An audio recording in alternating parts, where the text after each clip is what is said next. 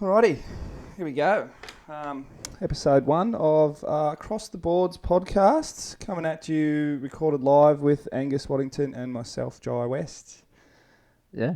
How are you, bro? Good, man. How you doing? I'm excellent. Sick. Excited for all of this little bit of shenanigans we're going to get popping off here. Yeah, that's right. It's about to kick off. Yeah. I've had a few little test runs, and I think We're over the technical difficulties. Yeah. No, they're still coming. Yeah, it'll be fraught with technical difficulties, but that's what makes it fun. We'll be learning the whole time. Yeah, Constantly exactly. learning. Yeah.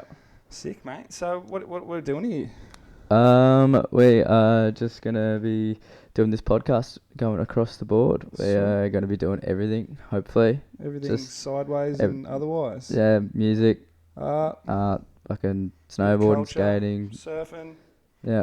general shenanigans and ratbaggery. Yeah, exactly. That's what it's all Plenty of about. beer drinking. Yeah, we get a few little tins, a couple of light ales at the moment, so we can drive, keep it responsible. There's a spot open if anyone wants to give us a few Oh yeah, beer cartons. sponsor, definitely. That'll be on the cards down the track.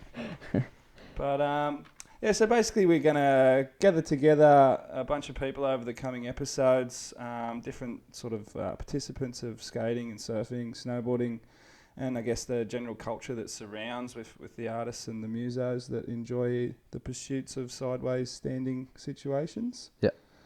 Initially here, this little trial run, we're going to have a chat to myself and Angus and I guess introduce ourselves a little bit. Try not to bore you too much and keep the stories flowing and have a little laugh and get a bit of background into what myself and Angus get up to when we're not talking shit. And if people have come this far listening to us, I'll be pretty happy. So I'll rattle off a little bit of a backstory some questions to Angus and get a bit of that backstory from him. I guess we'll start with where you're based and where'd you grow up? I'm based in North Kelko. Nice. And I've grown up in North Kelko. Fucking local as, mate. That's the Yeah. way. Yeah. Just down the bloody road from where we're situated here in the lovely Brookvale. Yeah, the old this is the old lad pad that my father Andrew has kindly let us use his Very space. much, Mr. Waddington. Very much appreciated. Yeah. And this is the little studio. Sick. Speaking of your family, your old man, who else is kicking along in the background there for you guys? Got me mother Louise. Nice. And then I've got my little sister. Her name's Annie. Sweet. And that's the family. I've got Rabbit too. Oh, sick. Yeah. Little Roger Rabbit. Little Roger Rabbit. What is that? That's not his name. His though. name's It's actually Roger. Roger. Sick. Nice. So we had Rex, and then now we've got Roger. What happened to Rex? I have no idea. He Oh, just went missing carked it one day. Went away for winter one time. He didn't come back. I think that's when the whole family left, and I was meant to look after it. Sweet. No. He was an old boy. Yeah. Yeah. His time had come. Yeah. That happens. He's off in the big green pasture in the sky then, eh? Yeah. I guess so. Sick. On the ground. As far as getting you into your boarding sort of pursuits, who helped you kind of find your way there, mate? So that'd definitely be my old man, Yeah. Andrew. Sick. He's always Bit been of an old into salt his. dogger. Yeah, he loves his surfing, so that's how it all started. You know, he'd go surfing, and then Sit on the beach wondering what the hell's going on out there. It looks Yeah. like a good time. yeah, it looks pretty sick. Yeah. His people coming out, smiles, and I was Yeah. like, oh yeah, that looks like something I'd be pretty into. And then it kicked off from there. Probably about the age of 3. Sweet. Stood up on my old surfboard at front of Curly Lifesaving Club, and Perfect. then I still remember it clear as day. Yeah. And then That's good. that's how it all sort of It's kicked a off. nice early memory, mate. Yeah. Surfing straight off the bat. Yeah. Sick. Do you remember your first board? First board, yes. The first board was actually a cardboard cutout that I made myself. That's nice. Yeah, I would have been 4 or 5, Perfect. and I just thought, how is this not going to work? Yeah. I mean, this is going to be sick. It just looks like the real thing. It looks like mate. the real Just thing. like a bought It's one. custom. It's as cheap as it comes. I think it was out of a nappy box. Full custom first board, Yeah. hand shaped. But then I figured out that cardboard does not last very long. No, it doesn't float real well either. No, That was somebody trying to I think learn it about 5-10 seconds, and Yeah. maybe Bit of paper mache. yeah, there we had it. Yeah, it's done its day, but yeah, that's my first board. What was your first fiberglass board there? First fiberglass was Division 411, and Division was a brand that used to be in Monavale. Yeah, I remember those. Yeah. So it was my little. I think they're still kicking around to a I think certain they're up degree. north now. Yeah. Yeah. I feel like I saw one of the boards recently. I don't know. Yeah. So yeah, I had that was my first fiberglass one. Sick. Would have been about 9 or 10. Yeah. Stepped up to the It real was thing. tiny, man. Little toothpick. It was so. I picked it up the other day, and it was the lightest thing I've ever touched. Racing board. Yeah, it's cool. That's nice. Yeah. Sick.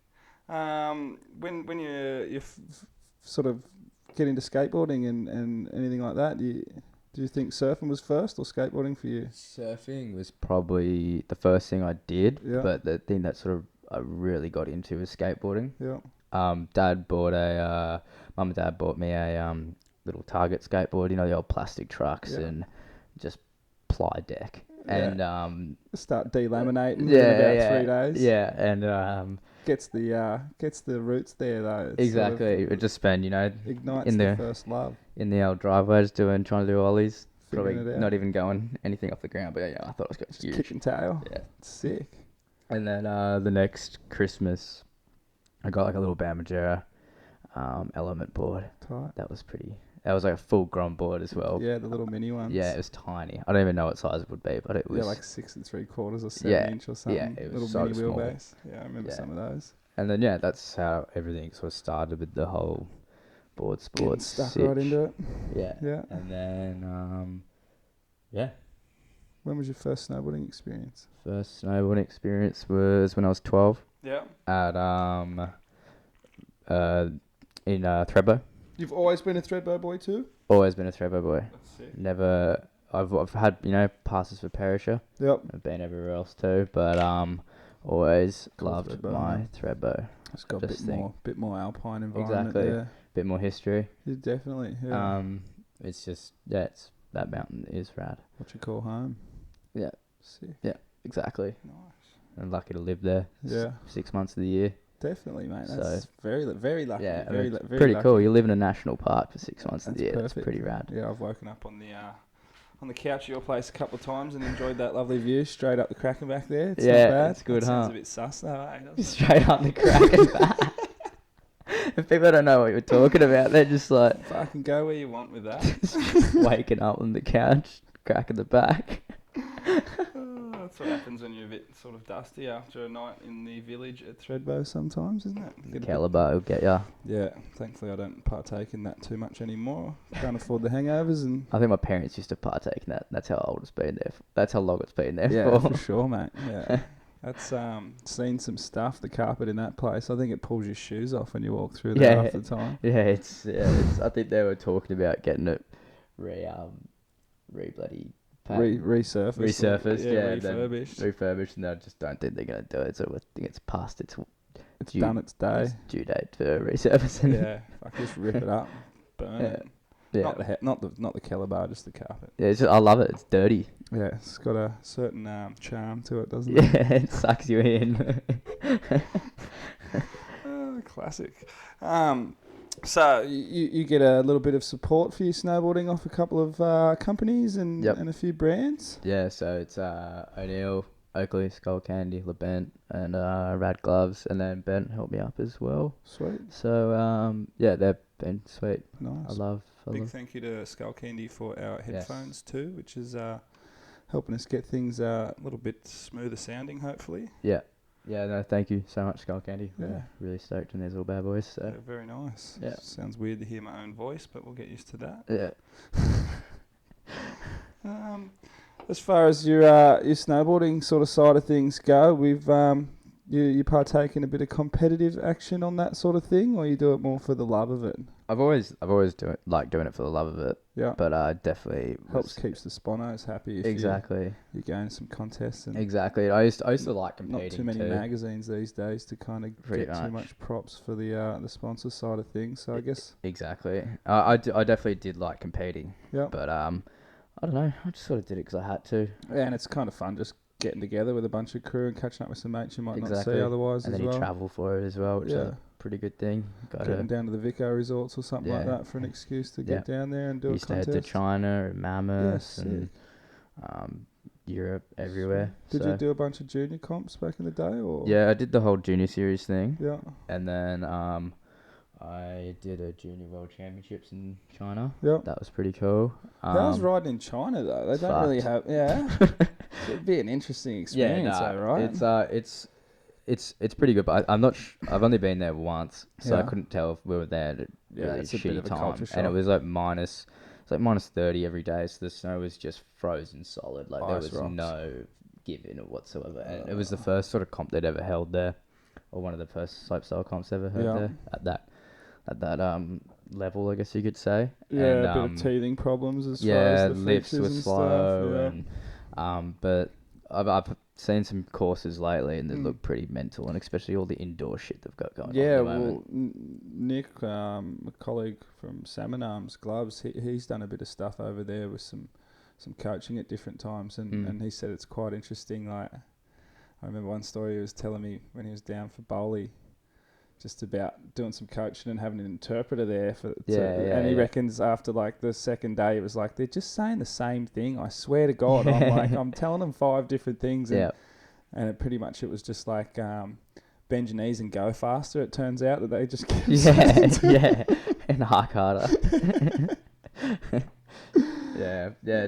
No, China was an interesting experience. Yeah, I remember like you'd fucking wake up in the morning, and instead of having milk and water or juice or whatever for breakfast, they'd have like Coca-Cola and like Sprite. Hectic. And stuff like that. Straight into the sugar, mate. Straight to the sugar. Get pumped. I remember I was a bit of a sugar fiend back then, but Yeah. even I was a bit like, I don't really want fucking Shotgun a Red Bull.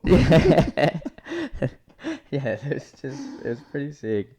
And French fries for breakfast. And I think I got so over it by the end of it that I was like, what I was eating. That's probably what they thought Western people eat, though, because what they watch on maybe American TV, if they see, I don't know if you can get American TV. Yeah, not going to lie, the Americans were frothing on the old French fries for breakfast. Yeah. But what I ended up doing was getting a bowl of rice and then putting jam in the bowl of rice and just mixing it around just so it tasted something. A rice pudding kind of thing. Because it was, I just couldn't eat French fries for breakfast. No, I just couldn't stomach it. That shit's hectic. Yeah, and they were stale ones too. Yummy. Sorry, China, I'm not meant to write you off, but It's all good. I don't know if too many people in China will see this, but if you do, don't mean no diss. It's just a bit of cultural difference, I guess. Yeah, that's right. Yeah.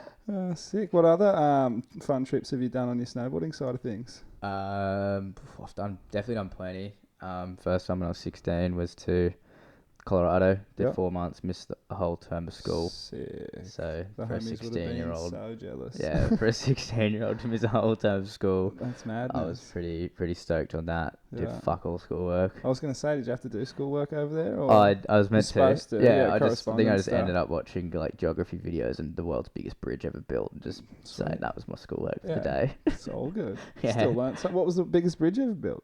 I can't remember. It wasn't a bridge, but it was actually it was a dam. It was actually a dam in China. Yeah, right. That was so heavy that it shifted the Earth's axis or something by the smallest amount. It holds so, and they like would drown. I'm not going to say anymore, but they would like cause a bit of a havoc with the locals when they were building it, because it put everything underwater basically around it. I mean, I don't think they have too much as far as the human rights record goes over there, but that's it's the difference between some countries and others, isn't it? Yeah, that's it. Yeah, it's life in the big wide world. Yeah, sweet. What about you were saying you've been to Mammoth and stuff? Been to Mammoth a few times. That was the same year when I was 16. I went to Mammoth. That was the first time I went to Mammoth. That was rad. It was like 15 degrees every day, sun, perfect spring conditions. Barely any snow, but that was just slush. what you wanted. It was just slush pit. Good jumps. Yeah, good jumps, big jumps. They built some hectic shit over there. Yeah, coming from just like good quality Thredbo jumps to then, but nothing massive to those. The caliber was just of those. That one they used to build level. next to the chairlift back in the day. That was like you'd go 100 over the the chairlift. They'd film it from down the bottom a little bit, and guys would be 30, 40 feet higher than the chairlift cable. It was mental. Yeah. No, that's definitely one of the best places I've ever been to. I love Mammoth trips. Yeah, I'd like to get over there. Yeah. Had nearly a 365-day season last year, I believe. Yeah, last year or the year before, I can't remember. I think it was this one that... No, it was the one... It was this year, wasn't it? I don't know. I can't remember. I don't know. Yeah. But yeah, I think they almost did... It then ended up like early November or something. They couldn't quite do it, or they almost did it. I can't remember the reason. Yeah, it was like an 11-month season. Yeah. It's insane. Yeah. Yeah. Sick. So they've always been pretty sick trips, the Mammoth ones, and then I went to Austria with Teeny. Cool. That was rad. Have a big dad. Yeah, Coaching. The old dad was coaching, and Sick. we went and did some fun shit over there. Yeah. Hit the town after the trip. Went to Munich. If you ever want to go drinking in Europe, Munich is probably the best place I've ever been drinking. Yeah, I've heard some interesting stories about times over there from certain people. Yeah, the Europeans are very well into their nightlife, and they know how to make it happen. Yeah, they do. Yeah, that place is so good. Definitely popping off. Yeah. Didn't you do a pretty serious? Was it a triple cork? Triple cork, yes. Triple cork. Yeah. Over in Switzerland. Tell us a little bit about that. October last year. Yeah. I did a backside triple. Sick. How many times in the rotation was that? Is it 1080 or 1260 did you do? 1440. Fucking hell. How do you count with that, mate? I don't know. It's one of those ones you just do it. Drop the shoulder and go. Yeah, you just hold on, man. You can feel your board like the G forces. Yeah, you can feel your board just like holding through on it, like bending in the middle because you're grabbing, you're holding just on hold so tight. Grip and rip. Yeah, pretty much grip and rip. That's mental. Yeah, give it a go. So have you done a few of those, or is I've done the backside triple, and then I've tried frontside triple as well when I was in Austria with Tani. I couldn't put one of them down, but I tried 2 or 3 of them. Yeah. So how many goes did it take you to get the backside? First go. Fuck. It's probably good you landed it first. Yeah, go, 'cause you don't want to botch that shit. Imagine too much, I couldn't imagine doing it once and then going, oh fuck, at least I did it, but now I've got to fucking land it. And you just got this thing ticking through your head. But I was glad I just landed the first go. Yeah, I'm happy doing a shit ass wildcat, and that's even hard enough for me to spot the landing one. Wildcats are terrifying. As a grom, they were like the best things ever. They weren't scary at all. But as you get older, you're like, wildcats enough. That's all yours, buddy. It's not mine. Save it for the powders. Yeah, exactly. Yeah. It doesn't hurt. Exactly. Yeah. Keep the limbs safe, mate. Mhm. How old are you, by the way? I'm 22 since last week or the week before. That's right. We had a bit of a party, didn't we? Yeah, we had a good party. Yeah, that was sick. I remember that now. Yeah, we've turned this place into a little rave cave. Rave cave. Rave Dave in the rave cave. Yeah.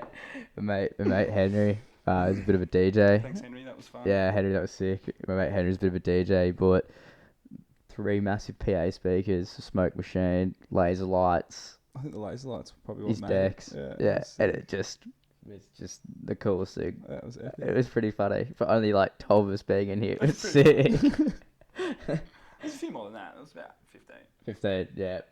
It was good. We had a ball. Yeah, it was sick.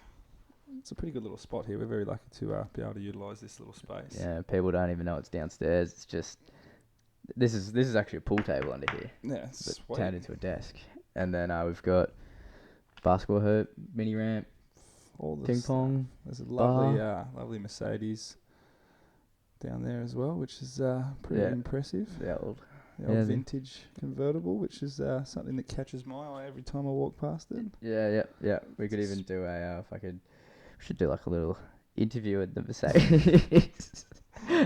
Yeah, but we're just about. I'd be one of us talking to your old man because he's not going to let anyone else drive. No way. I'll be down for that. I'll have a chat with your old man in there one day. You can take me for a joyride. That's right. That'd be stoked. Sick. Oh, I've just reminded in my little notes here.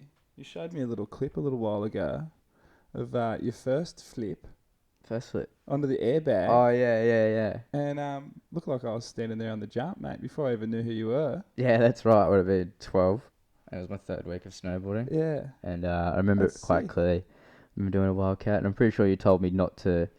Yeah, I think I told you to do a straight air at least on your first go or something like that. And it's like, fuck this guy. Yeah, I remember getting the top going. I'm not going to stop. I'm just going to go. He's cook, and then I'll just ride off the bag. Back in the day, little did we know that it was you. So I showed you the clip. Yeah. And then you're like, is that me on the fucking top of the jump? I think I was wearing my 3rd chapter hoodie. Yeah. Sick, man. Working the park crew for Mr. Charles Beckinsale, the old boy. Yeah. Living legend. How long were you? How long was that airbag there for, and how long were you working on it for? I did 1 or 2 seasons in the park. I think it was 1, 2. I can't remember. But I got stuck on the airbag for a little bit. I think it was only there for the one season, the airbag. Yeah. It filled up with water one time. And after a rain, and the whole back end of it had like 1.5 foot of water in there. It was like a pool. It was like an indoor swimming pool in there. It was like a jumping castle with a fucking pool in it. It was ridiculous. And I'm pretty sure, I think it was Pete Tomasi or one of the big dogs in there at the time. Was just like, we've got to get all this fucking water out. We're in there in our boots and stuff. Like 2 foot of water basically. And it probably was still raining as well. No, it had stopped by that stage, but we tried to blow the bag up and the water there was 2 levels in the bag. Yeah. And the water was all in the top level, so we had to like try and inflate this stupid fucking indoor jumping car. Stupidest thing. Just fucking hilarious.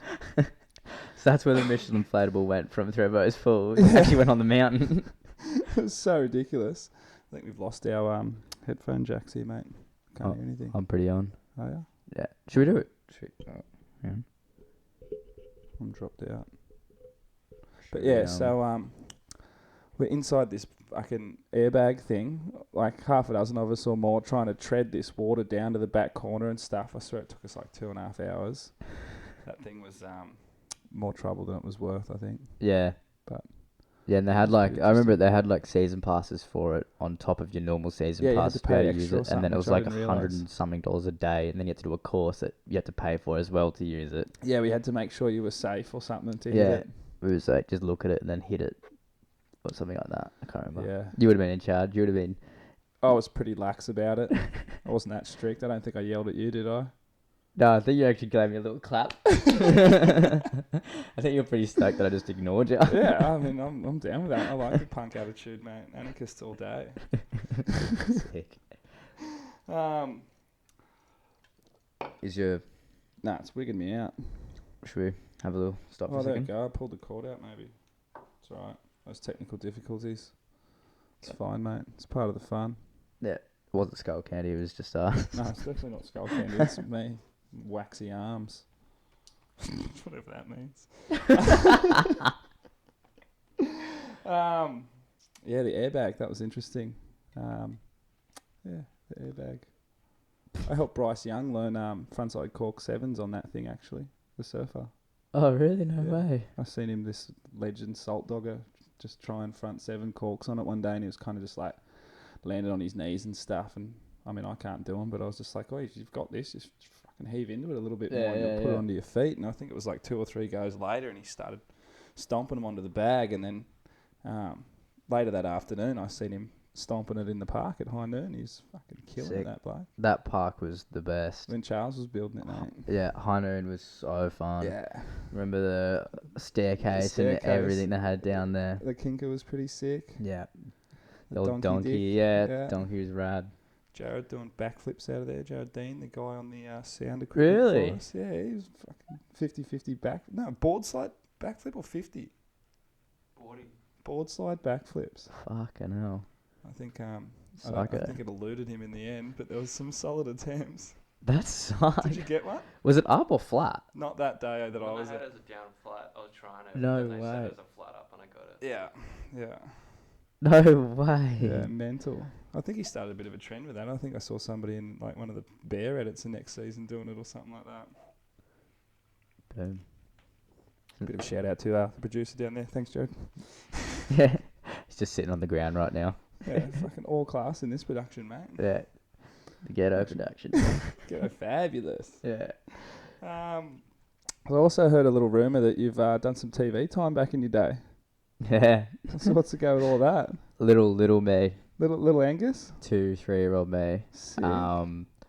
Was a little kid for high five. So I used to do all the in between the singing and dancing and all that shit they used to do. I used to be the kid that would like go on and like, you know, clean his bike or feed a dog or pick some veggies out of the veggie garden. I can't recall it that fondly, but I'm sure plenty of people. People know, and then I'd be like remember. high five at the end. So if you remember the high five I thing, vaguely remember it. Then that's what I used to do. Were you getting high fived? No, just high five the camera. It's sort of more like an air swing, you know. Oh, yeah, sweet. That's pretty sick, though. Yeah, so that was my little time in the spotlight back in the day. Nice. Yeah. Prime for the camera. That's why you're so comfortable up here, right? I don't know. I kind of sweat buckets at the moment. I don't know if it's getting hot in here or I'm just... It's definitely warm in here, mate. Yeah. We're not nervous. It's just warm in here. I've done plenty of tests, so we shouldn't be. Yeah. During this season, we were lucky enough to experience the Holy Bowly down at Thredbo. What do you make of all of that stuff? The Holy Bowly, fuck, that thing was incredible. Yeah. Snowboy Productions, Crush and his crew. Pretty amazing. Quality. What do you say? Quality hand jobs. Quality hand jobs, mate. Yeah. So the boys would hand shape every mound of snow into the most beautiful, spectacular. There was weird looking boobs in there. There was hips. There was curves of the best sorts that you could ride your snowboard on. And then there was just a great crew for a whole week. Yeah, I got to go ride it. I think I did as much spectating as I did riding because it was just pretty awe-inspiring to watch, wasn't it? Yeah, it was amazing. Just so much snow moved into that thing in the time it took, and they did well to put it all together within such a... I think it rained a bit too, but just before they did it. And they got some really hectic wind and stuff the last 2 days after they had most of it shaped, I think, because of where it was too, and you just, as soon as you get a bit of wind, they sort of get a bit of that loose snow blow in from behind the mountain there. And I think some of the top section was filling in on that first Monday we were supposed to ride because of this. Excuse me. God, that was atrocious. Because of the snow and the weather that we got leading into it. But yeah, again, just from the aspect of the construction side of things, and both Thredbo and the crew from Snowboy Productions and the diggers that came out to put all that together for the Australian snowboard contingent to get involved in was pretty special. And it was just such a good event because we had some pretty cool sponsors involved. Modest. Yeah. It was really sick to see an Australian company get involved and be a flagship sponsor of something that was so massive. Yeah. Yeah, it was that was I think that was my favourite thing of the whole thing was actually Modest being a part of something that big. Yeah, for sure. Something that we've probably both seen grow from just a seed in Pete's mind to something that's becoming an international. That's something that's brand. I reckon isn't an like he's got sponsors like team riders and stuff, and looking at distribution over there at the moment. So there's shops in the northern hemisphere. Oh, I mean, it is totally international. It's got Japan, Korea. Yeah, the team's big too. The team's sick, and it's just Pete and his missus Mel slogging it out and making magic happen over there. It's pretty sick. It's really cool.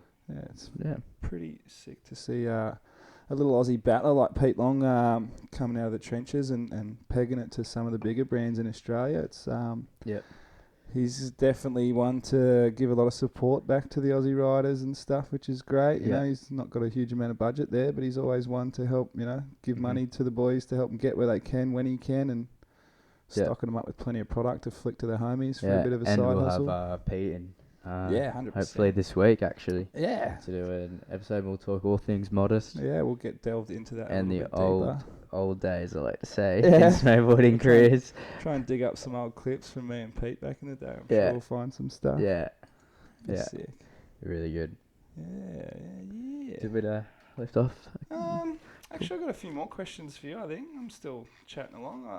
I'm keen to get a little bit more insight into what's going on with little Gussie over here. Outside of your snowboarding, what sort of things keep you out of trouble or get you into trouble? Big like fishing. Yeah. Always loved my fishing. Keeping a tight line out there. Yeah, tried to. Yeah.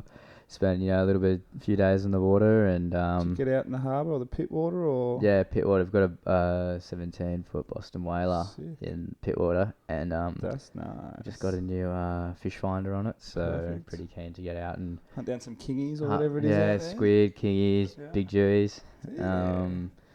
That's sneak a little trip over to Box Head one day, maybe when those lefts are running too. Yeah, that's right. Hey, tight. I saw some clips the other day from Box Head. It looks pretty fun. I've always wanted to head over there, but I've surfed it a couple of times. It's a funny little spot. It looks quite full. Nah, it actually drains pretty hard off the top. Oh, really? Yeah, at the end of the bank, I've been fucking crunched out there. Oh, no way. It'll heave. And see, I must have watched it with super high tide. Just depends on the swell direction. Is that fucking dog barking again? Next door. And we're back. Just got to get rid of that dog real quick. Yeah. So we're talking about your fishing and stuff. Yep. The Boston Whaler and Box Beach. Sick. What other questions do I have for Angus? Stuff we'll get into down the track maybe. Yeah. Yeah. Perfect. Alrighty. Ready to pump now, mate. Grill me. Mr. Dry West. Yes. Pirate Eye. I guess so. Just hit me up on Instagram. If I can get me follower count up, because that's all that counts. That's all sponsors love these days. I'm not sponsored, so I don't care. It's sick. Just post For you though, shout out to Angus's Waddington's. Is that what's your Instagram? We'll put it on the screen so you can give him a follow. He's taken 2 ladies, so don't even think about it. Yeah, that's not right. by me. He's got a girlfriend. Jad.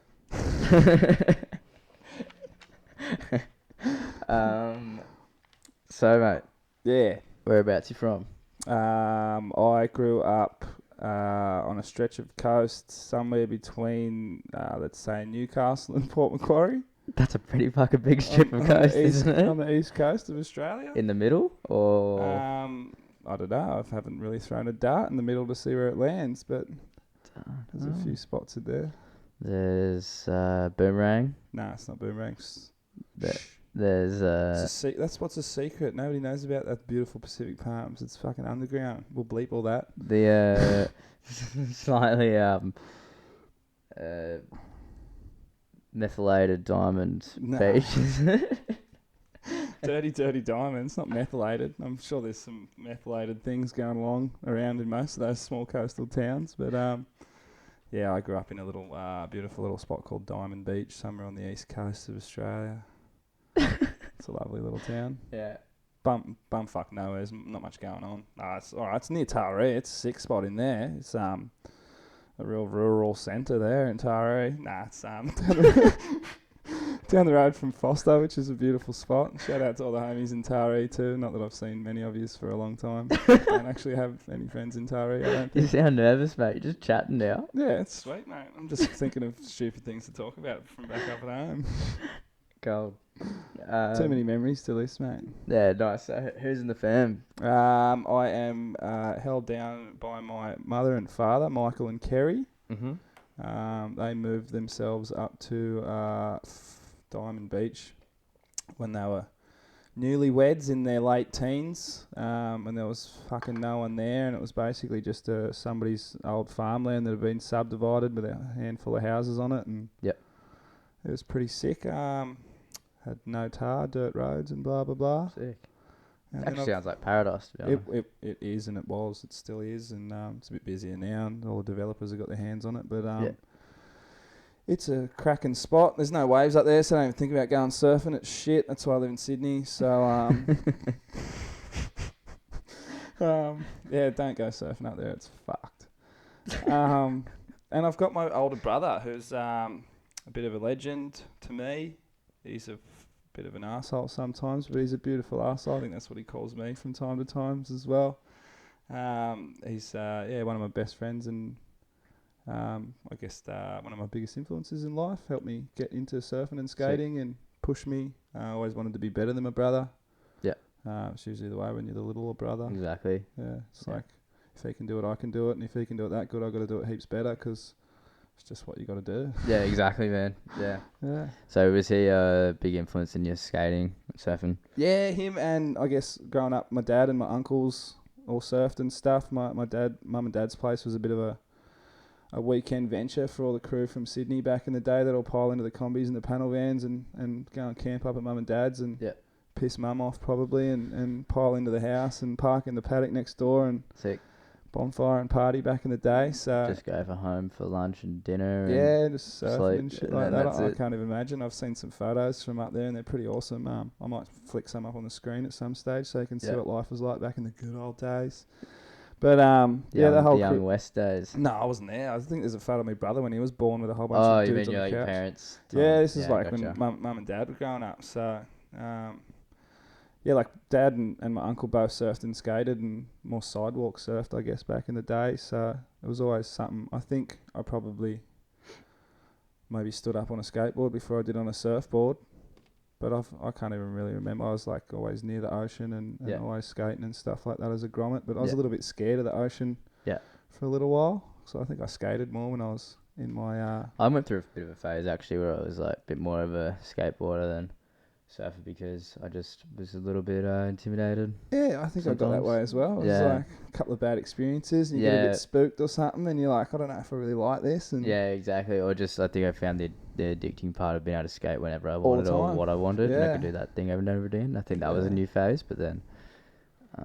my dad was a bit of a legend, like your old man knocking up a mini ramp in here and stuff, and me and my brother were always just drawing up sketchy, like shitty frame designs and plans for little ramps that we wanted because we didn't have much to skate back in our joint, so our driveway was pretty much the skate park until they built some shops down the street and we'd go and terrorise the shop owners before and local after butcher, bakery, pretty much. I grocer. think it was a real estate that we Right commandeered. Yeah, they were out of there at 5 o'clock, so we were basically commandeered the spot when daylight savings hit and had 30 kids down there skating our jump ramps and stuff like that when it started to kick off. But yeah, it's always been pretty sick. My uncle had a good mate in Tuncurry who had a warehouse where he used to shape surfboards and stuff, and he had a 9-foot, a 7-foot, and a 4 or 5-foot ramps, sort of 3 different stages of ramps set up in this warehouse.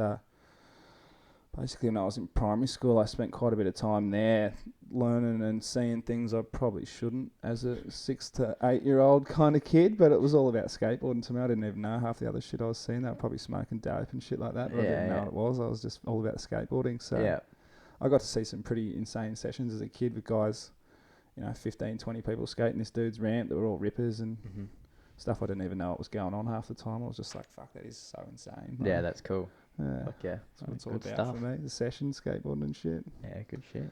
Yeah.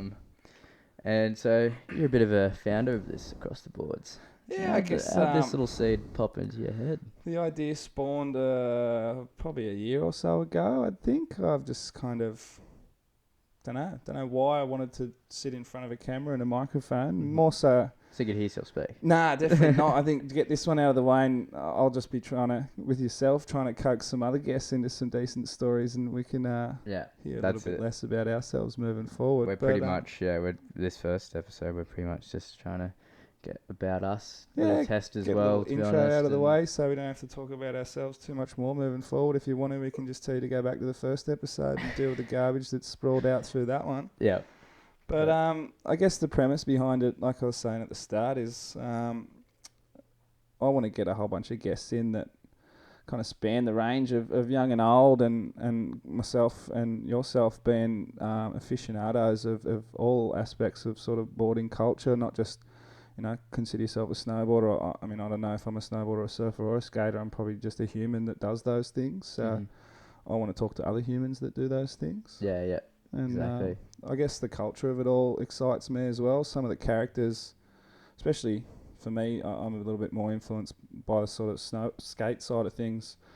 Personally, with kind of, people like Mark Gonzalez that I've always looked up to, and Ed Templeton, and kind of guys who are creative off the boards as they are on the board, I think. Yeah.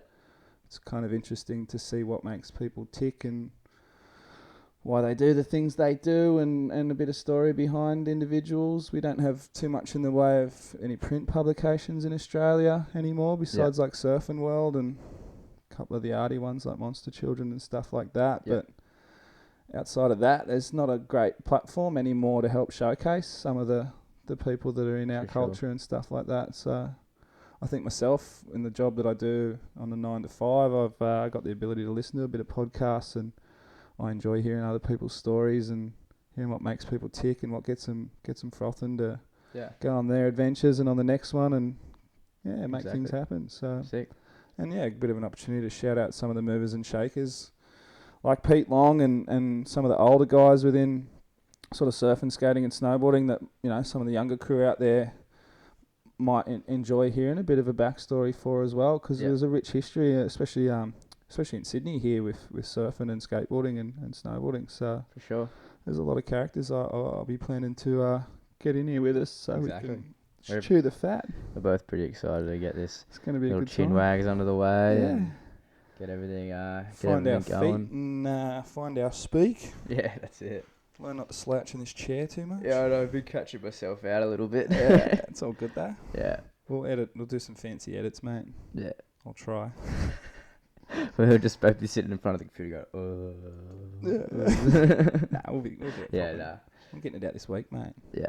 I don't mind. Yeah, sick. It's good. Sorry, I just did a quick. I'm busting for a piss. Oh, sweet. Yeah, sorry.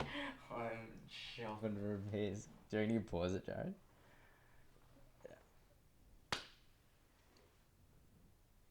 Little wee break. We're back. Back on it. Back on the cut. I don't think my headphones are working. Mine are. Can you hear me? Yeah. You working? Yep. Sweet. Just we'll plug those cords in. Make sure we don't rip them out. These lovely skull candy headphones. Yeah. It's not their cords. It's just our uselessness. Yeah, we had to get some extensions as well because we need some extra length. we need some length with the length. Yeah. So we were talking about the podcast, I think, before. Yeah. We kind of wrapped that up. Yeah. I think we pretty much. I've waited for that section to finish before we.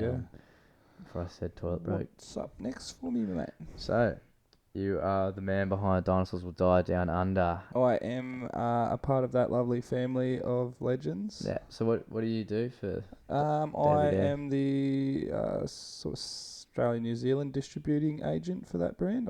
I am. Yes, I look after our little retail accounts down here and get the product out there and help support some of the young rats out and about in the fields and doing their thing, like Raph Lewis. And I've been had Pete Long as one of my team riders for a long time. Got a couple other kids stepping into the fold. How long this you year. been a part of the brand? Since fucking 2011 or something like that. 2010, I think. Yeah. Who do you used to ride for before that? Do you know? APO was before Dinos, and then Genius before that, I think, from memory, and I can't remember. We'll find out all soon We'll anyway. get all those ins and outs from Longus for sure. Yeah, sick. Yeah, so pretty stoked to be a part of that. Very rider-driven, rider-orientated brand. It's owned by Sean Genovese and Jeff Keenan, who are a couple of Canadian sort of older pros. They're Jeff used to ride for Option, I believe, and Sean rode for LibTech back in the day. And I guess sort of during the early to mid 2000s, I think the Canadian sort of snowboarders tended to get overlooked a little bit, as opposed to in favour of sort of the American guys for some of the companies and whatnot. And I guess the guys felt like they could step to the plate and create their own brand and help to showcase, I guess, some of the grassroots aspects of snowboarding a little bit better, as well as the top echelons. So yeah, their whole program ranges from picking up like flow kids and supporting them with decks, all the way to having pro riders and stuff on the roster. So it's a nice, like, full spectrum kind of thing, and I'm sure there's other brands that do that as well. But it's just really sick to be a part of something like that. It does feel, as much as it's a brand and it's a company, it's a family kind of aspect. They have a lot of respect for the people that are involved and all the different parts that make the motions happen for that as a bigger company. So it's pretty sick to be a part of that growth, and I'm sure we'll see more and more of Dinos over the next couple of years as it blows up worldwide. So. Yeah, sick. And you've done a few events with Dinosaurs Will Die. You've done the zigzag board slide, and then you've also done the DIY or die. Yeah, it's pretty fun couple of days involved in those little things. It's again, I guess part of that grassroots aspect of things. It's something we do to get people together and, I guess, try and bring a few new faces into the fold sometimes, and open to everyone, hey? Yeah, it's just a little thing that me and a few mates would go up and build some features off on the side hills on the way up to either Perisher or Thredbo, depending on where we can find a suitable zone, and we'll go up for a couple of days and dig a little hand-built sort of snowboard playground, and then get everyone up there for a barbecue and everyone to throw down and get wild on the features. Definitely, it's all about that rat bag session. Yeah. Hell yeah. And then, what would you say would be your local mountain? I'm definitely a Thredbo snowboarder. I've done 2 seasons at Perisher in the 20-odd years of snowboarding I would have done down there. 20 years. Something like that. Sick. Sick. I think awesome. I did 13 seasons living in Jindabyne. So from when I was about 16 to when I decided to give it up. Yeah. Yeah. Pursue other things. And get into the adult lifestyle of things. Yeah. You can only be a child for so long. I'll always be a child at heart, but you got to got to pull the socks up at some stage and try and buy a house and things like that. For sure. Yeah. Sick. Fucking oath, mate. And then got a little story I've always wanted to ask you about. It's a bit of a rumor floating around. So there was this time when you were talking garbage on the microphone, or someone was speaking garbage on the microphone at Snow Tunes Rail Jam, and you may have given a little grief to some of the acts, and the owner of Snow Tunes wasn't too pleased with you. I vaguely remember that, but I was a little lubricated during that event due to the lovely beer sponsor that was supporting the whole event was had some staff keeping me and Timmy Windshuttle pretty well lubed up in the DJ booth there while we were trying to commentate things, and I think I was just trying to from memory get a bit of attention over to the snowboarders that were doing their thing on the rail. It wasn't that much happening in the festival at all at that point. I think it was pretty early in the afternoon, and I vaguely remember the act sounding like somebody strangling a cat, and I might have said something along those lines, and got suitably reprimanded by the management. I heard it was only like half an hour into the bloody snowboarding. Yeah, probably wasn't even that, mate. It was probably 5 minutes in. I was like, "You get over here, fucking what an idiot." But that's part of the fun of being on the microphone. You just let your lips go and see where it takes you. Just like this. Yeah, pretty much. Don't think too much. Just have fun with it. Yeah. Good stuff. Yeah, but that was a good event. Done a few gigs before commentating. Yep. You did the Hotel Stain. Done a few down there at the Stain, which is interesting little affair when it's on. For people that don't know what the Stain Rail Jam is, basically in the courtyard of Manly Beach. Yep. Hotel Stain. Yep. There is a feature set up for put a little rail few jam invited on. riders, and we go a little bit nuts, and you're lucky enough to be the lubricated guy. Yeah, and again, ply up the guy on the microphone with too many beers and hope that he doesn't swear too much. But luckily that was in a pub, and most of the places that I get on the mic are licensed events with adults, so I don't have to worry about swearing too much. But I do drop an F and a C bomb from time to time too much, which I'm trying to learn not to. So, yeah. The old man, actually, when I told him I was doing this podcast, he's like, make sure you don't fucking swear. He didn't say fucking. He said, make sure you don't swear too much. You have a tendency to swear too much. So I'm trying to keep that in mind, Dad, if you're watching. You probably won't be. You'll probably be over it by now. So, I'll put the footy back on. Or yeah, definitely. Summer cricket's on, isn't it? So yeah. Good stuff. Yeah. And then I've done so speaking of the little commentary, they've done a few sort of things that have been questionable in the old water too. You one time got told off by a lifeguard for surfing in between the flags, which is a big red hot no in Australian coastal recreational sports. They often put the flags up where there's a great section on the wave though, and I'm all about going to the end of the wave, and whatever happens at the end is usually the best thing, because the section is where you can find the most speed and get the most elevation out of the wave. And I was just trying to play around with it. There happened to be a great little section right in the corner of the flags there, and I think I was pushing me luck a few too many times, and I didn't realise it was a thing that you could get fined for surfing in the flags. But he threatened me over the big loudspeaker that if I don't curtail my entry into the flagged area, I would be reprimanded again with a fine of some sorts. And I was it wasn't your drag board foamy. It would have been fiberglass. Yeah, no, I was on fiberglass that time. I have been riding my boogie board quite a lot lately though, which is good. Sick. You can ride those in the flags. As long as they don't know you've got fiberglass fins in them, so yeah, perfect. That's sweet, mate. It's the only bit you got to worry for anyway. Is the fins are actually, I think, will probably fuck you up on any board. So plastic fiberglass I'm not going to hit anyone. I know what I'm doing.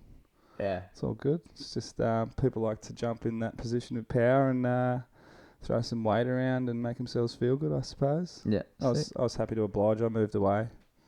I got myself out of the flags, mate. Yeah, good stuff. And so you got a few hobbies. A big one of yours is jewellery. Yeah, I've been done a couple of courses. Have you done a course? I did a course about 4 or 5 years ago when I first moved down to Sydney, and just a little hobby that I got into from an old surfer guy that used to live across the road, who was a jewellery maker by trade, and just kind of sparked a bit of an interest in that as I was younger. And I like doing creative things and exercising those parts of the brain as much as I can. Well, hey? Yeah, I like painting and drawing when I get a bit of time, and sick.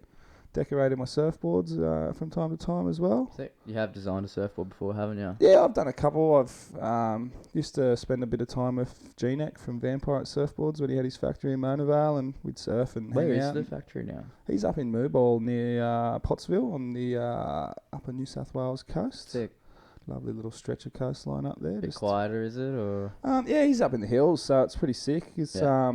got a little small acreage there, and him and his missus and his kid kicking it back in the countryside. So Oh yeah. try and get up there and visit from time to time. But Should get him on the chinwag. yeah, I definitely want to get him down for a little guest spot at some stage. It'd be Sick. good to hear some yarns from him. He's got a whole bunch of stories. He's lived in Narrabeen for a long time, and he's from WA originally. So there's Was that long- Narrabeen when Ozzy was living around? Yeah, and him and Ozzy are good mates. They're Yeah. sort of partners in Vampire, from what I understand. So Sick. it's yeah, sort of. I've heard a lot of funny stories from That'd be it. parties back in the day with That'd be a G-Neck. great one. He's played in a few bands and stuff up in Sydney, little garage bands and stuff. So they always have good times. And Sick.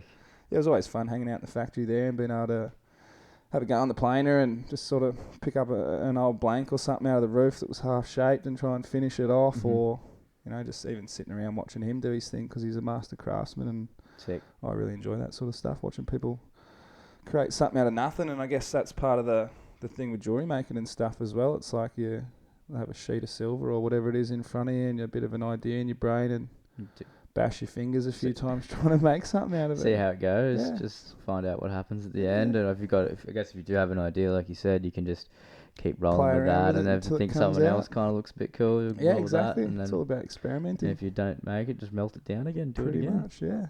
Nothing's wasted. It's Yeah. all a learning experience. That's cool. That's really Yeah. cool. So do you have any plans for this podcast, or just plans for yourself in 2020? Mate, I guess a big goal is to get a bit of traction on this thing and tighten things up with our production and interviewing. But Technical technical difficulties. No, we'll get there in the end as far as that stuff goes. Yeah. But I've already got a pretty steady list of people that we want to get involved down here and get a bit deeper into some of the lords and lordettes of the boards. That's a big one for me. Locking stuff, a few new projects in with DWD. I'm gonna kickstart those couple of little grassroots events off again in 2020 with a DIY or die. Bit more notice about that. I'm considering trying to partner with one of the mountains if the opportunity arises, and maybe move it off the side hill and up into the lifted terrain, which would be That'd be really cool. bit of excitement for that side of things. But Thredbo management. I yeah, reckon, I'm going to chat to Richie and Timmy Windshuttle down there. And what see about we turning can merits organise. into just a DIY? All I need T-bar lap. is a bloody... Oh, that would be amazing. They won't let me do that, though. But we'll find a spot that we can hike out of the way somewhere, even in that basin next to the T-bar there is somewhere we could do something. So For sure. I've got some high hopes with that and a few things in the books to try and elevate the level of the DIY thing a little bit bigger and make it definitely a more annual thing. Sick. And I want to do zigzag to board slide again because that's kind of an easy one to set up. It's do that as soon as there's a bit of snow on the ground. What was the zigzag to board slide? Was it everyone just put in like a couple of bucks, and then whoever won it then just took the bag? Gold coin donation, and I think from memory Troy Starrick took home the win, and we had enough people in there that ended up, I think it was about $65-70 he took home. No so way. There was a full bag of cash. There was 20s and stuff in there. It was Sick. It's pretty epic. So yeah, it was just like the ghettoest course ever. Me and my mate Nick went up there and dug it the day beforehand with about 10 or 12 little sort of bits of conduit and bloody cones of safety cones or whatever for markers, and we had about a 5 or 6 turn twin lap race into a corrugated tube. So you basically you had to race your way into the little rail at the end, and if you didn't make it off the rail, you were disqualified. So you could be coming first and stack it on the rail, and the guy behind you would make it through. So Sick. there was a bit of controversy with some of the results, but everyone had fun in the end, so that was good. Yeah, nice. I think I lost some of the entries. I had a little paper bag thing that I didn't really think about the draw card side of things, and I was like, I'll just pull the names out of a hat, and it was fucking windy as, and I lost some people's names out of the hat, and a couple of things like that. It was pretty funny. It was a good time. That's dope. Yeah, and my little mate Scotty, Satan's little helper. He brought us up a bunch of. He brought the corrugated tube and a couple other rails up. So there was some rails on the side for crew to have a little session on and keep people entertained out of the wind and stuff like that. But looking forward to doing that one again because it's an easy setup. And again, if we can get sort of 25, 30 people up there for a day of fanging around and hanging around, it's good times. Yeah, that's it, man. For the culture. Yeah, and then so I'll sort of come back to the old wanted man sort of topic because I like this topic. It's pretty fun to talk about. Some sort of delinquent. I'm just putting you on a bit of under the pump at the moment. So you had a photo in the Thredbo ski patrol hut. What was that one about? I wasn't aware of it at all at the time, but during my late teens, early 20s, I was I had a lack of respect for authority, I guess you'd say. And I just thought the ski cops didn't really have much authority, and I've never really done anything that bad, but I remember I nollied the slow sign at the bottom of Merritts one time, which I thought for myself I was pretty stoked about. It's about a waist high nollie, and I was pretty proud of myself, but I happened to do it right in front of a ski patroller, and back in the day they used to punch your pass, and I think I'd been maybe warned a couple of times prior to that, and he was like, oh, you know, this is your last warning. I'm going to punch you past. If we catch you again misbehaving, you'll be kicked off the hill, which I was pretty distraught about. But a few months later, I was at the pub at Burleigh Heads, hanging out with some mates up there, having a beer and a game at pool, and one of my mates' little sisters was there with some friends of hers. Started chatting to this dude, and he's like, oh, where do I recognise you from? And I'm like, oh, I don't know, I'm from Foster, blah, blah, blah. And he's like, oh, you used to do some seasons down the snow? And I was like, yeah, I've rode at Thredbo for years and blah, blah, blah. And he's like, oh, yeah, I'm a ski patrol at Thredbo. And I was like, yeah, I've probably seen you there a couple of times at the pub or something like that. And we're playing stickball and knocking balls around or whatever and having a beer and having a yarn. And 5 minutes later, he's like, oh, I recognise you, where I seen your face from now. And I'm like, yeah, tell me, mate, tell me what I do. What I do, not even. Is it, oh yeah, what did we get up to? Or just what did I do? Turns out the ski patrol had a picture of my season pass photo or whatever up in the locker room for the ski patrollers. I'm sure that wasn't the only dude. I hope I wasn't the only dude. There's probably some other rat bags out there that had their photos up too. Yeah. But it turns out I was on the top rat bags list of Thredbo or some shit one year, which I thought was quite an accomplishment. And he was cool. I was taken aback. I made him come over and tell my mate Blake. I was like, hey Blake, listen to this. And I'm telling what you just told me. And he's like, what? And it's like, oh, we had his photo up in the ski patrol hut. And I was like, how sick is that? But yeah, this is not a good thing to do. I'm much more responsible now. Obviously, this was early in the piece. I ended up working for Thredbo, so the reputation didn't precede me too hard. I did get some weird looks from some of the ski patrollers when I used to sign into the timesheets and stuff when I was working in the park there. But, you know, Thredbo's a good place, mate. They understand that everyone's there for a good time. Exactly. As long as you're not hurting anybody, it's more about the fun and the atmosphere. That's the main thing. Mm-hmm. Very good. Yeah. And you're a bit of a Flowrider champion, I hear, as well.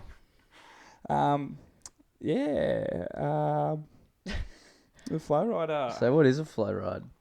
It's the one that I rode was almost more like a river wave, like a stationary wave in like the Waimea River kind of thing. Yeah. Like that sort of size, maybe Curly Lagoon. Maybe when Curly Lagoon busts out. But it was like, you know, the thing banks up like maybe 6 foot or something like. Yeah. It's on a slope with like water blasting up the front of it out of these jets that go at like, I don't know, 40 k's an hour. The stuff you see like Wet and Wild or whatever the thing. Yeah, it was at Dreamworld. They had one at Dreamworld. So it's a standing wave. There's not actually like a wave pool or anything like that. And in Norway, and they had one in South Africa, and they've still got one in Mission Beach in San Diego. Yeah. Those ones barrel, and it's sick. You can do legit airs and shit out of it. They actually have proper world championships. Yeah. So I was just the zero to hero. Knew a few pop shoves. So that was a contest in Waves Mag from memory, and it was quite expensive for the amount of time you got to ride it. If you were just paying for it, it was like I don't know, 35, 40 bucks for an hour or something like that maybe. And I Mhm. was like, fuck, there's like 20 people there. You might get 4 goes in an hour or Yeah, something yeah, like that. yeah. It's not really, doesn't get much bang for your But buck. if you did the comp or something, you'd Yeah, it probably was get more, like but- 20 bucks entry into the comp, and you got like, you know, a couple of heats and a bit of practice. So I was like, that's way better value. I'll just go in the comp. and just mess around. Yeah. And Turns out you won it. first day I ended up riding it. I ended up winning the heats for that day, and then it was like they had a couple of weekends of heats or whatever, and then get whoever the top 10 or 12 people that won the heats or whatever to go into the final day, and the prize was a trip to Mission Beach in San Diego to ride the Fully Flowrider all thing. paid for. Accommodation for 6 days and blah blah blah, $10,000 worth of trip or something. And I was like, I'm just going to go in it and see what happens. And turns out I took it out, maybe through default, because there was one cat that was probably the only dude that was my competition that I thought by the end of it, because I ended up going back one afternoon with about half a dozen mates and a few other friends that had booked it out for a private session. It was like $300 for an hour or two or something like that. Yeah. There was like 10 of us there, and that was pretty good value. And I was chatting to this dude there that afternoon, and he's like, oh, you've got the hang of this thing. Fuck, you're the only dude that can sort of do pop shovets and stuff on it and blah, blah, blah, out of the people that are in it.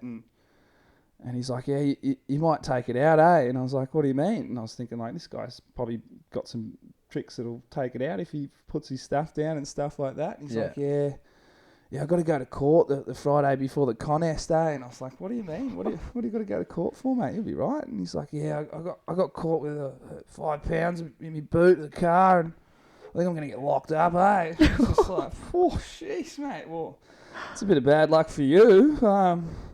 Kind of works in my favour, though. No way. Yeah, so I ended up scoring a trip to the States. Sick. Because this Condolences, poor mate. dude's misfortune of getting... Yeah, well, I mean, I reckon I would have had him anyway. Yeah. I was killing it, man. No, but I did caveman finger flip off the pads on the side one time, which I was told not to again by the lifeguard. You I got to said, run mate, into the lifeguards. I'm in the win here, mate. I got to do what I can to win, mate. You can't tell me not to. No. But yeah, I was goofing off. At least you jumping off weren't the pads flags and this stuff. time. Yeah, nah. But it was pretty funny. There was like crowds of people sitting in the front, and there's probably about 25 people there. Crowds. No, it was Hundreds? actually pretty chockers. It was all right. But I figured out...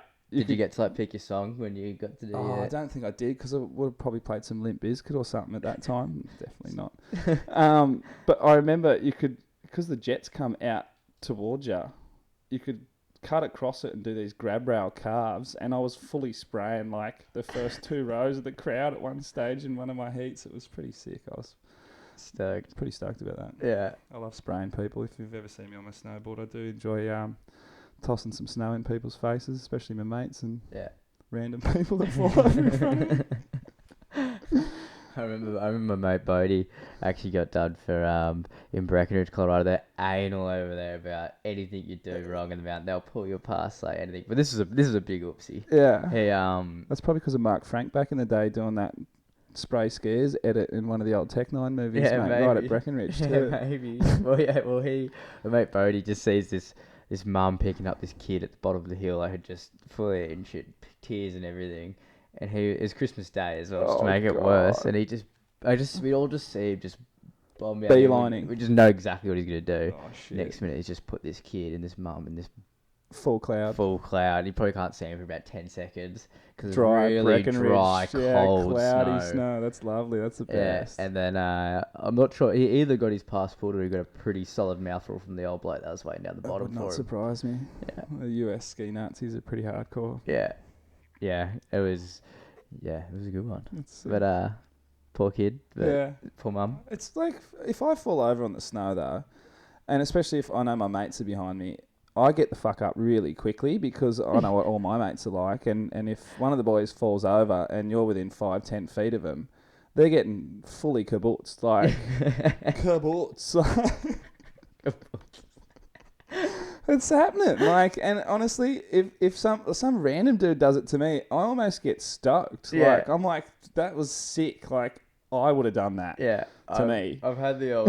I've definitely sprayed some before. They've tried to follow me down the hill. Dude, I've got footage of this guy of the edit that Adzi Chaston made. I might pull this up at some stage if I can find it and get a little snippet of this. But there's a squad of us, probably 8 to 10 people, and we come out of the park at Thredbo. I think it was still there. I think the park was still there. Out of that little bend. Yeah. And there's this guy just sitting on the corner there, and like 8, 10 people spraying, and he gets up with this tenacity that he's like, oh, I'm gonna get you. And it's like, dude, it's like we're having fun. Like, it's a bit of snow. You like, may be a bit wet. Nobody sprayed you that aggressively. It was just like a pss, pss, pss. Yeah. But he gets up like, I'm gonna fucking flog somebody. And it's just like, cool your jets, mate. Like, it's all in good fun. Like, yeah, it's a bit of snow. 100%. What are you gonna do? Go home and put your stuff in the drying room and have a beer and chill out? Like, yeah, you'll be right, mate. Yeah. No, I remember. Like I said before, I definitely I kabootzed this dude at the bottom of Kosciuszko one time, and I remember thinking, oh, that's a little bit too close to like, because he sort of turned around, and I sort of realised how much of the run I had left, and I was like, oh, it's not much to get away if he does decide to run after me and bash me, because he's a pretty big dude. Yeah. I just like, unstrap, had a look around, just quickly walk down the stairs into the bathroom. I'm out of here. As if you could get aggressive on somebody, like, in all it truth. was really slushy. Yeah, but and I like, got him like, because in the He face. was walking up the hill for some stupid reason, so his fault for walking up the hill. That's exactly my sentiments too. If you're walking up the hill, you're putting yourself in that predicament kind of thing. It's like, I don't know. I mean, yeah. But we're also just rat bags too. Yeah. So. You can't help it when you're that way inclined. It's all about good times. Spend a bit of time at Krilla Hut, all the old Black Sallies and Thredbo, getting liquid lips and a little midday lunch. And riding down from that for an arvo nap before you go out and cause some ruckus somewhere else. So it's all well and good for you young bucks, mate. I can't handle that shit anymore. Fall asleep and stay asleep. Yeah, pretty much. If I take a nap in the afternoon, I won't get back up. I just wake up in the morning. Yeah, ready to go. Yeah. Oh, did you guys go out? Oh, didn't you hear? Had like 30 people. Oh, classic. Oh, good stuff. Yeah. Well, I think I've may have rattled everything off for you, unless there's anything you want to talk about yourself. Nah, I think I'm all good for the moment. I mean, yeah, I guess I'd like to say thank you to yourself for coming on board with this harebrained idea of mine, and hopefully we will get this thing rolling nice and smoothly. We'll get a little bit more savvy with our equipment and make things as for sure crispy for you listeners and viewers out there that stick around and listen to the dribble. But we'll be sure to bring a much higher calibre of guests in, so the focus will move away from Angus and myself. So if you've listened this far, you've done pretty well. And thank you if you have. Gold star. Fuck you if you haven't. Because I don't care. Because I really don't care. But yeah, I guess give a little shout out to people that are giving us a little bit of support by the ways of some equipment from Skull Candy. We've got surprises down the track from DWD, Modest and Salmon Arms coming on board for some of the listeners out there. We'll be doing a little bit of social media engagement, driving people to the social media channels and doing all of that marketing sort of thing that people do these days. Original marketing. So original, mate. Like, fuck it, we're making a podcast. That's original. Nobody else is doing it. That's what I assume you'd probably get drunk home and be like, oh, dude, let's create a podcast on something for. Then you go online the next day and look at a podcast. Like, oh, there's about 50 fucking more podcasts. Yeah. Well, there's not any doing what we're doing, so that's that the we know. Thing. I do enjoy guys like the Ain't That Swell Dudes and stuff like that. I love them. And the They're Nine sick. Club and whatnot. But as far as a bit more broad spectrum side of things, I think we're a bit gonna try and attack things from a bit broader spectrum of cultural things that are associated with boards, as opposed to just skaters or surfers or things like that. So if I was to talk about one thing for too long, I'd get bored as fuck. So I'm going to try and keep it interesting. Yeah. For sure. No, thank you to everyone. Thank you, Westy, for having me a part of this little production we've got going on here. I'm really humbled to be a part of it. And I'm excited to open up a new door, new chapter, whatever you want to say. And yeah, and keep it open for as long as we can, Definitely, and mate. grow this thing and hopefully give back. We don't want it to be just about us two. Oh, definitely not, and mate. It's all about the every- broader culture. Exactly. For sure. We just want to touch on things that we think needs talking about, and hopefully make other people a little bit happier in the future. Spread the love across the Yeah. the rat bags that enjoy the things that we do. Yeah.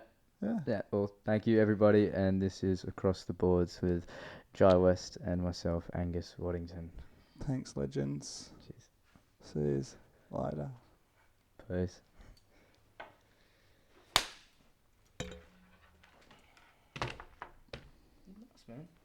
That's sweet.